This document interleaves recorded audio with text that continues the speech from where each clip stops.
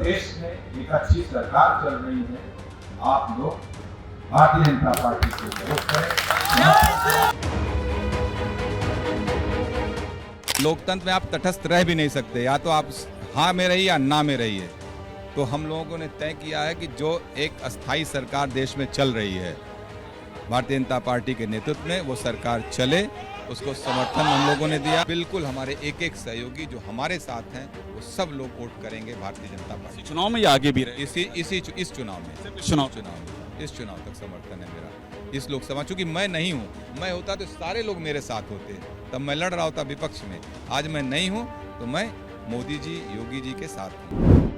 सियासत भी अजीब रंग दिखाती है। जो ना देख पाए गलती उसकी है। धनंजय सिंह ने बीजेपी को समर्थन करने से बहुत पहले सोशल मीडिया पर राम का नारा बुलंद कर इशारा कर दिया था। 11 मई को धनंजय सिंह ने अपने ऑफिशियल एक्स हैंडल पर हाथ जोड़े अपना एक पोस्टर लगाया, जिसमें लिखा था, होई है सोई जो राम रचि राखा। यानी राम के नाम पर जौनपुर में कमल खिलाने की कहानी में धनंजय सिंह अब एक किरदार बन चुके हैं। इस किरदार को बीजेपी अपने अंदाज में रफ्तार दे रही है। दरअसल जौनपुर के सियासी कहानी के परत दर परत अब खुल रहे हैं। कहा जा रहा है स्क्रिप्ट बहुत पहले तैयार हो चुकी थी, लेकिन कब किस एपिसोड को आगे बढ़ाना है यह वक्त के हिसाब से तय किया गया, क्योंकि जेल से रिहाई के बाद धनंजय सिंह ने कई रंग बदले। पहले पत्नी श्रीकला के प्रचार में तन मन धन से जुटने का प्रण लिया और मुकदमा भी फर्जी कायम किया गया था 2020 में मेरे ऊपर। करप्शन का मामला था, नमामि गंगे का। उस मामले में मुझे सजा दी गई। माननीय उच्च न्यायालय ने मुझे खेल दिया है। आप लोगों को बहुत बहुत धन्यवाद। आप लोगों ने सकारात्मक चीजों को, सकारात्मक पहलुओं को समाज के सामने रखने का प्रयास किया। अभी मेरी पत्नी चुनाव लड़ रही बहुजन समाज पार्टी से। यहाँ से निकल के मैं सीधे अपने क्षेत्र जाऊंगा और मेरी शुभकामना को चुनाव लड़े और जीते। फिर जौनपुर में पत्नी के चुनाव प्रचार का सियासी माहौल खड़ा किया, लेकिन इस बीच रातों रात टिकट कटने का हवा बना दिया। गलत हुआ, आहत हैं हमारी पत्नी। मुझे कोई बहुत ऐसा नहीं कि बहुत आश्चर्यजनक घटना है।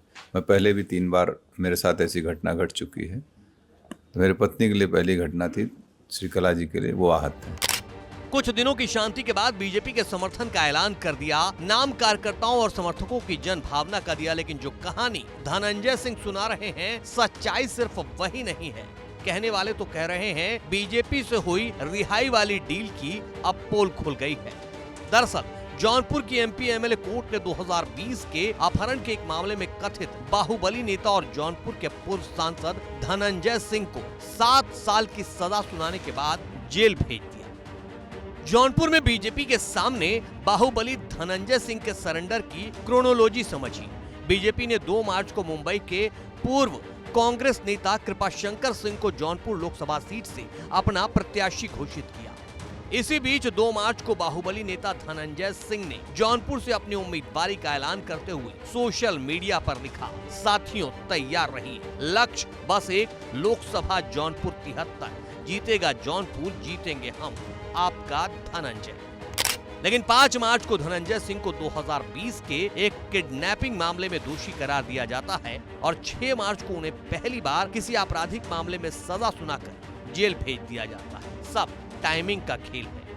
लेकिन इस सियासी खेल में उनकी पत्नी श्रीकला की एंट्री होती है। बीएसपी जौनपुर से पत्नी को उम्मीदवार बनाती है। जिस दिन पत्नी जौनपुर में नामांकन कर रही होती है, ठीक उसी वक्त बरेली जेल से धनंजय सिंह की रिहाई होती है। और कुछ दिनों के सियासी तमाशे के बाद श्रीकला के जौनपुर से चुनाव न लड़ने का ऐलान होता है। अब खेल समझिए कि जो बीजेपी उम्मीदवार को चुनौती देने सामने खड़ी थी, वो अब बीजेपी में शामिल हो रही है। खुद धनंजय सिंह ने ही इसका खुलासा भी किया है। श्रीकला जी से ही आप पूछ लीजिएगा, चूंकि तो भारतीय जनता पार्टी में उन्होंने काम किया है। हो सकता है पार्टी अगर उनको अप्रोच करेगी तो उनका विचार है। आपको कोई एतराज उसमें नहीं है? नहीं, न पहले भी नहीं था मुझे, आज भी नहीं मुझे कोई एतराज है। मैं अपनी राजनीति कर रहा हूँ, इंडिपेंडेंट। मैं आप इंडिपेंडेंट हैं? बिल्कुल इंडिपेंडेंट। अब न कहने को कुछ बता है न बताने को। बात बस इतनी है कि जौनपुर सीट की खातिर गिरफ्तारी और जौनपुर सीट की खातिर ही जेल से रिहाई धनंजय सिंह सब बताएंगे, लेकिन समय आने पर, क्योंकि समय से बड़ा बलवान कोई नहीं।